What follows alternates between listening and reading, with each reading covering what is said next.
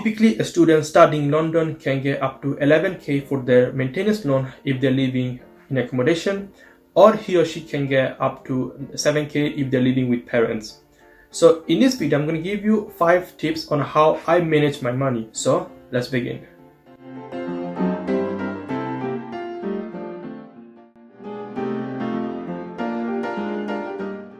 Understand the difference between frugality and cheap. Frugality is when you're getting more value for your money, whereas cheap means when you're getting less value for your money. An example of cheap can be about 5 months ago now, I bought a pyjama from a street shop here in London somewhere.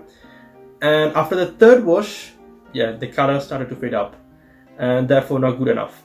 Whereas an example of frugality can be this hard disk. I bought about 2 years ago now, I think about 2 years. And absolutely great, guys. I love it. And pretty much I bought this on a Black Friday sale. There was a sale on Amazon and I paid way cheaper than the actual price, and it's still great, guys. So make sure to understand the difference between frugality and cheap, and always buy frugal stuff, not cheap stuff. So frugals is when you invest a bit more money but still cheaper on something, whereas cheap means when you are saving money or something but you end up spending more money in the long term. So always frugality and no cheap.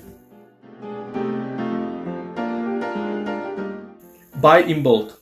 Sometimes it's cheaper buying in bulk instead of buying a separate unit or item, and that's most likely to be cheaper buying bulk. An example of this can be toilet paper, for instance. I buy toilet paper from a store here, 24 in a pack, and that cost about I think £5 or something.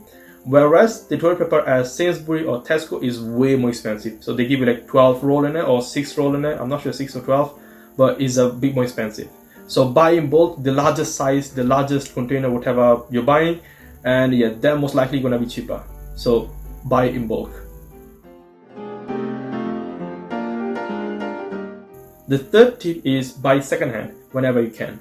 Guys, my thoughts here are 2. So if you are sure that you're going to be using that product a lot, or if you really need something, or if you really like something, then buy first hand. Just don't go for second hand.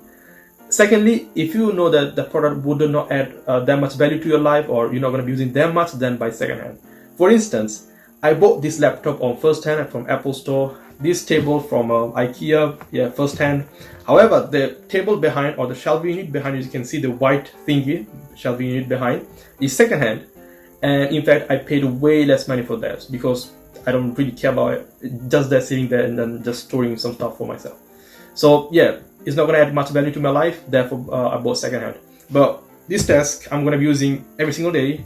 This laptop I'm going to be using every single day. My phone I'm going to be using every single day. So I bought it first hand. So if you know that that particular thing will add a value to your life, you're going to be using on a regular basis, then buy first hand, of course. But if you know that something will not add that much value to your life, then buy second hand. Invest in a quality trimmer, guys. Invest in a good trimmer. In average, a haircut can cost £10.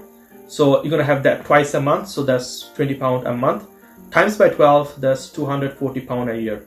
And a trimmer, a good trimmer, will cost you about how much? £40, £50. As you can see, it is way cheaper to buy a trimmer. So it's one-time investment, but you're gonna be using for a longer period of time. And finally, if you're a student, then go for a credit card. Guys, credit card is very important. Not right now, but in future. It will help you to build good credit score, which will allow you to buy a house, car, or whatever. So guys, go for credit card.